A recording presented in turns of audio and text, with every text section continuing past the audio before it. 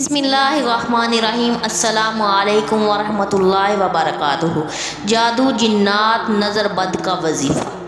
حضرت عقبہ بن عامر سے روایت ہے کہ ایک سفر میں رسول صلی اللہ علیہ وآلہ وسلم نے مجھ کو معوذتین سورۃ فلق اور سورۃ ناس پڑھائی اور پھر مغرب کی نماز کے بعد دونوں صورتوں کی تلاوت فرمائی اور فرمایا، عقبہ جب سونے لگو تو دونوں صورتوں کو پڑھ لیا کرو اور جب صبح اٹھو تو دونوں صورتوں کو پڑھا کرو۔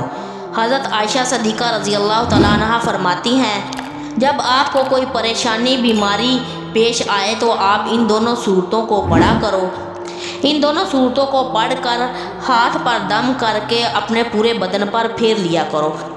اسی طرح 3 دفعہ کرتے۔ اور آپ نے فرمایا کہ حضرت عبداللہ بن خویب کی روایت ہے کہ سخت بارش اور تاریکی والی رات میں ہم نکلے تو آپ نے فرمایا، جو بندہ صبح و شام معوذتین 3 مرتبہ پڑھے گا اس کو ہر چیز کے لیے کفایت ہے، اور فرمایا کہ جب سورۃ فلق اور سورۃ ناس نازل ہوئی میرے آقا نے فرمایا، یہ دونوں صورتیں میرے لیے کافی ہیں۔